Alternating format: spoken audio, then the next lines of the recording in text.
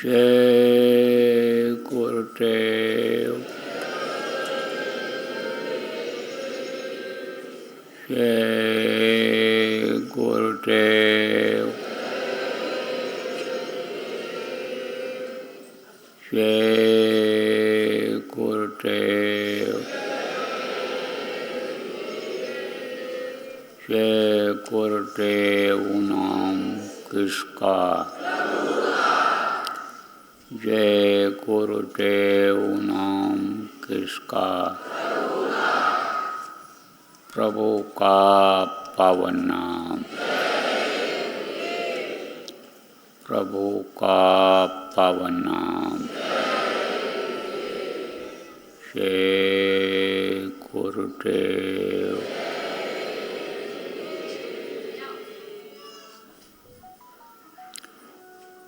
सर्वसमर्थ सर्वत्र अस्मरणीय परम पूज्य गुरु जी महाराज, उपस्थित सभी सत्संगी प्रेमी बच्चे एवं बच्चियों, आज 26 फरवरी 2025 मध्याह्न बेला, आश्रम उज्जैन। आज महाशिवरात्रि का त्यौहार भारत और भारत से बाहर जो भी हिंदू धर्म के मानने वाले लोग हैं, सब मना रहे हैं। अलग अलग तरीके से अलग अलग तरीका लोग निकाल लेते हैं, तो जो असलियत है उससे दूर हो जाते हैं।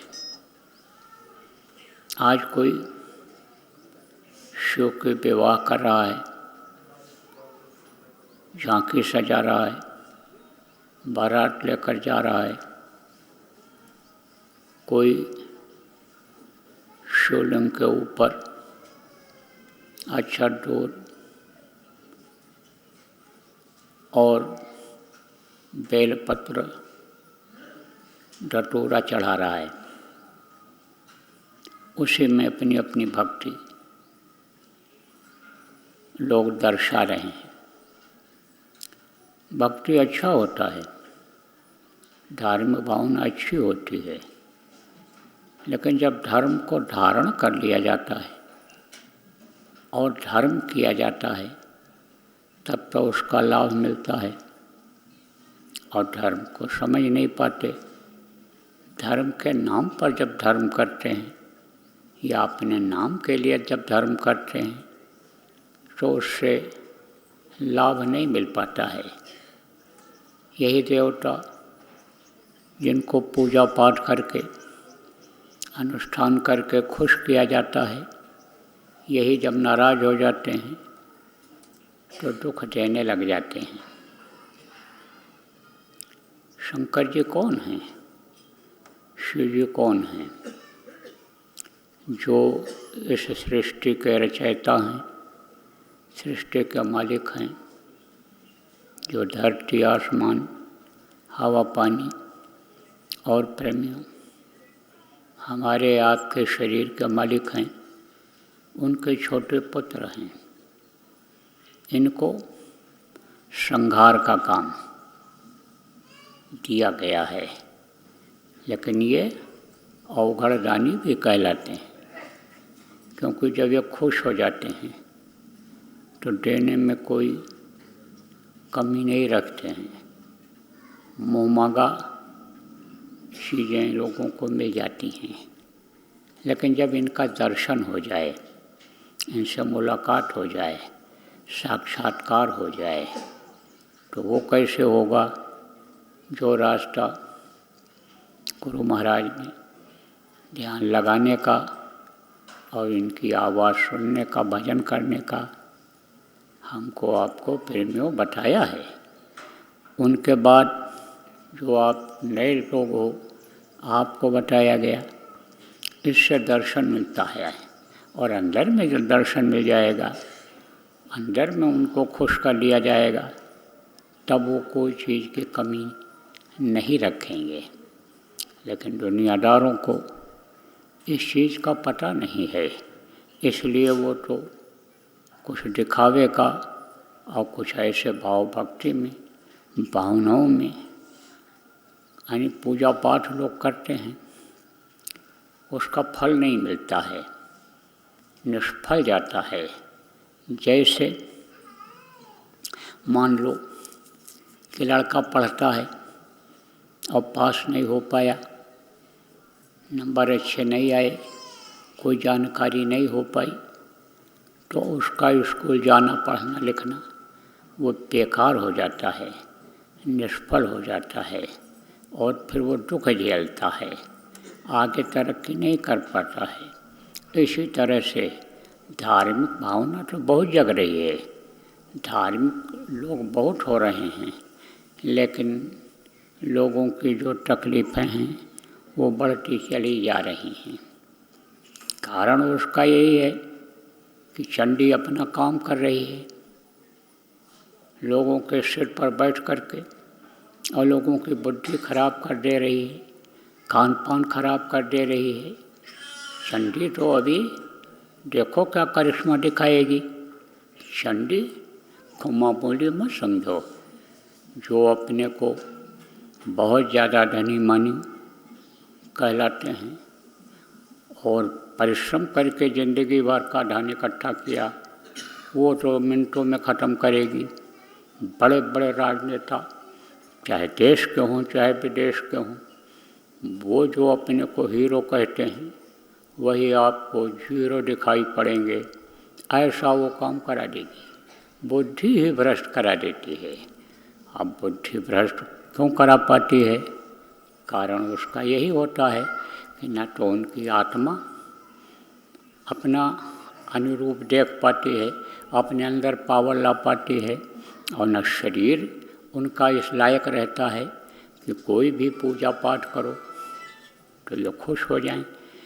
शरीर भी गंदा, और शरीर से मन गंदा, और फिर आत्मा के ऊपर वही गंदगी आ जाती है।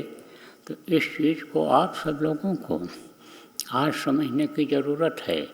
जो भी प्रेमी आप यहाँ पर आज उपस्थित हो, कुछ तो इसमें आश्रमवासी हो और कुछ उत्तर प्रदेश के लोग हो, क्योंकि ये कार्यक्रम उत्तर प्रदेश में होता रहा प्रतिवर्ष। ये आप समझो कि शिवरात्रि का कार्यक्रम यानी उत्तर प्रदेश में ही होता रहा है, तो उत्तर प्रदेश के प्रेमी जगह जगह तो आज मना रहे होंगे, कर रहे होंगे, लेकिन एक जगह इकट्ठा होकर नहीं।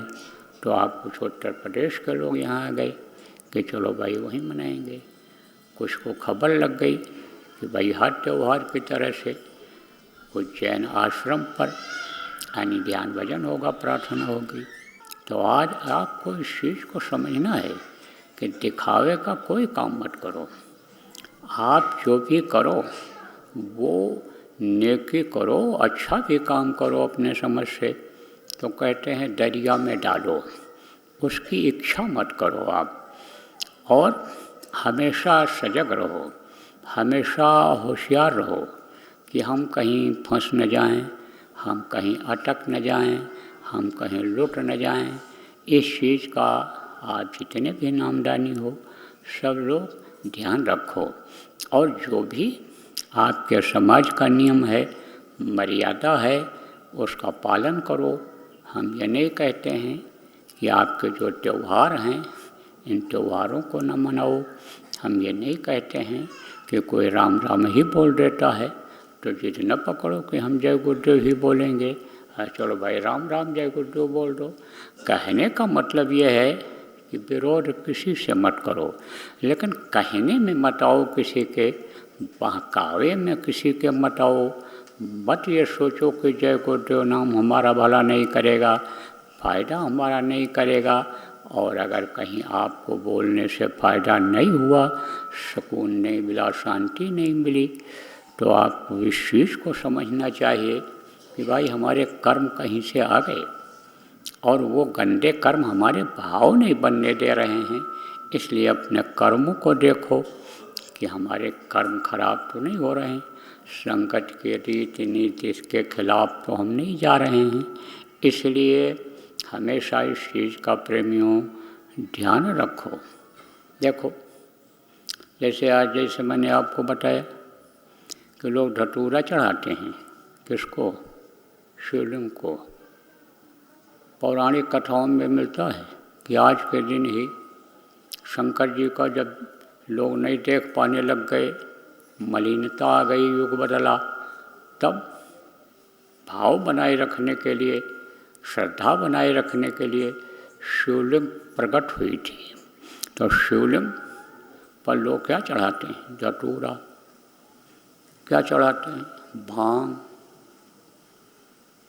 क्यों चढ़ाते हैं? उससे क्या फ़ायदा होता है ये तो वो जाने, लेकिन हमको तो यह लगता है उससे कोई फ़ायदा नहीं होता। ये तो वो समय की बात है कि जब समुद्र मंथन हुआ था और उसमें दैत्य और देवता दोनों मौजूद थे, तो जो अच्छी अच्छी चीज़ें थीं उनका बंटवारा तो लोगों ने कर लिया, लेकिन अमृत का कलश लेकर के जब धन्वंतरी आखिर में निकले, तब दैत्य, आप समझो ये राक्षस जिनको कहते हैं, जिनका खान पान सही नहीं रहता है, बुद्धि खराब हो जाती है, चाल चलन खराब हो जाता है, तो वो राक्षस कहलाते थे। तो वो उसको चाहने लग गए कि हम अमृत पी लें और अमर हो जाएं। तो अब आप ये समझो देवता इस चीज़ को चाहते नहीं थे, क्योंकि वो ज़बरदस्त पढ़ते थे, देवता कमज़ोर पड़ जाते थे और फिर धर्म खत्म हो जाता, श्रद्धा लोगों की खत्म हो जाती, व्यवस्था बिगड़ जाती। कि जैसे इस समय पर देखो ज़्यादा राक्षसी प्रवृत्ति बढ़ रही है, इसी वजह से खान पान और चरित्र खराब होने के कारण ही मानवता खत्म होती जा रही। ऐसे उन्होंने सोचा कि ये तो हमारे ऊपर हमला कर देंगे, और होता भी था, होता भी था। तमाम कथाओं में मिलता है कि आप समझो बाली बलवान था, मदद किया था उनकी, उसके बदले जो अप्सराएँ निकली थीं, श्रीपति रंभा बारुणी, हमें वृद्ध गजराज, कल्पद्रुम सचदेव इस बार 14 रत्न निकला था, तो उसमें से एक उसको दे दिया था, अन्य सुग्रीव को दे दिया था। सुग्रीव ने मदद किया था तो उसको दे दिया था। तो अब आप फिर समझो कि वो उसको छीन लिया, पाली ने छीन लिया उसको, और जब वो मदद किया था तो उसको वरदान मिला था, तुम्हारे सामने कोई आएगा, लड़ने के लिए आएगा तो आधी शक्ति उसकी तुम में आ जाएगी। तो राम भगवान जिनको कहते हैं, उन्होंने देखो छिपकर मारा था, और फिर बाद में जब मरने लगा तो कहा था ना, मैं बैरी सुग्रीव प्यारा, कारण कौन नाथ मुझ मारा। तब आप ये समझो उसको बोध कराया गया और बोध हुआ उसको। तो अब आप ये समझो देवता, फिर ये बंटवारा हुआ कि चलो भाई आने समझो कि बांटा जाए, सब हर चीज़ का बंटवारा हुआ था। लेकिन मोटी बात आप ये समझो कि बंटवारा हुआ तो विष बचा, विष भी निकला था, हलाहल जिसको कहा गया है, तो हलाहल भी निकला विष। तो उसको किसने पिया था? शंकर जी ने, शिव ने पी लिया था हलाहल।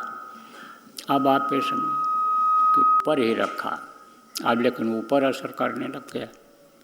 तब देवताओं में अच्छे अच्छे थे, धन्वंतरी वगैरह थे, उन्होंने क्या किया कि धतूरा ऊपर से रखाया यहाँ पर, और क्या रखा, ये आपका भांग, ये दोनों जहरीले हैं, दोनों में नशा होता है। इसको कोई भी जहरीली आदमी जहरीला चीज़ खा लेता, हल्का नशा होता है, और ज़्यादा यानी तेज जहर खा लेगा मर जाएगा, एकदम बेहोश हो जाएगा, ख़त्म हो जाएगा।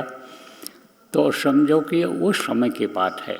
अब वही लोगों ने प्रणाली बना लिया, फिर उसी को लोग प्रसाद रूप में खाने लग गए, फिर उसी को यानी गांजा भांग को और इसको धतूरा को लोगों ने यानी शंकर जी का प्रसाद मान करके, बूटी समझ करके और उसको पीने खाने लग गए। तो ये क्या कहा जाएगा? यह अज्ञानता कही जाएगी। उनको ज्ञान नहीं हुआ, उनको कोई ज्ञान कराने वाला नहीं मिला। अब एक आदमी देखो भांग खाने लग गया, सब भांग खाने लग जाते हैं कि शंकर जी के भक्त हैं हम, जब शंकर जी के भक्त रहेंगे, गांजा पिएंगे तभी भक्त कहलाएंगे, धतूरा खाएंगे तभी भक्त कहलाएंगे। तो ये अज्ञानता है। तो अज्ञानता में आप प्रेमियों मत फंसना। आपको हर चीज़ की जानकारी देखो समय समय पर इसीलिए करा दी जा रही है कि आपको सब जानकारी हो जाए। सत्संगों में देखो बहुत सारी बातें पीछे बताई गई हैं। देखो जो गुरु महाराज के समय के हो, आप गुरु महाराज की बातों को याद करो, कोई चीज़ छोड़ा नहीं उन्होंने, सब चीज़ बता दिया। और कभी भी मुसीबत में पड़ना, जो गुरु महाराज के शिष्य हो या कोई चीज़ न समझ में आवे ध्यान पर बैठ जाना और गुरु महाराज को याद करना, तो आपको अकल आ जाएगी, बातें याद आ जाएंगी। आपको न याद आवे तो किसी से बात करना पुराने सत्संगी से और अपनी समस्या रखना, तो वही बता देगा, याद करा देगा। तो देखो सब कुछ छोड़ करके गए गुरु महाराज और सब कुछ बातें आपको बताई गई और बताई जा रही हैं। अब आपका मुख्य लक्ष्य उद्देश्य यानी गुरु से प्रेम होना चाहिए, विश्वास होना चाहिए। जब विश्वास हो जाएगा आपका और प्रेम हो जाएगा तो प्रेमियों आप किसी चीज़ से खाली नहीं हो। दुनिया भी बनाने वाली चीज़ें आपको मालूम हो जाएंगी और दिन भी आपका बन जाएगा और हंसते खेलते आप इस दुनिया संसार से जब समय पूरा हो जाएगा तो अपने देश अपने मालिक के पास आप पहुंच पाओगे। तो बराबर हमारी शुभकामना है आप लोगों के साथ में। और आप लोग यानी समझो भजन ध्यान बराबर करते रहना और बराबर यहाँ कोई कार्यक्रम यानी जो बराबर होते हैं उनमें आने का प्रयास करना। खबर लगे तो यहाँ आते जाते रहना, जो बाहर से आए हो। और आश्रमवासी आप लोग जो भी यहाँ पर कार्यक्रम करते हो, त्रयोदशी का, पूर्णिमा का और जो है त्योहारों का, बराबर उसका आयोजन करो। हम आ पावें ना आ पावें, हमारी तबीयत ठीक रहे न रहे, हम बाहर रहें यहाँ रहें, तो आपको इस बात के लिए चिंता करनी है कि भाई प्रेमी जब यहाँ आते हैं और प्रेमियों का भाव जग बना हुआ है तो हमको यहाँ इंतजाम करना चाहिए। बोलो जय गुरुदेव, जय गुरुदेव, जय गुरुदेव।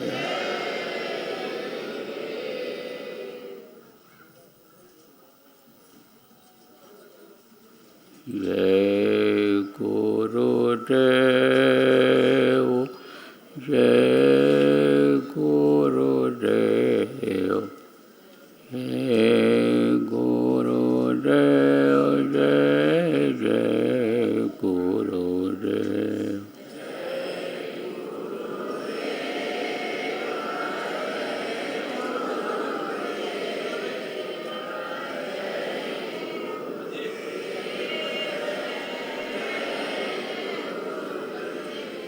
जय गुरुदेव, जय गुरुदेव, जय गुरुदेव, जय जय गुरुदेव।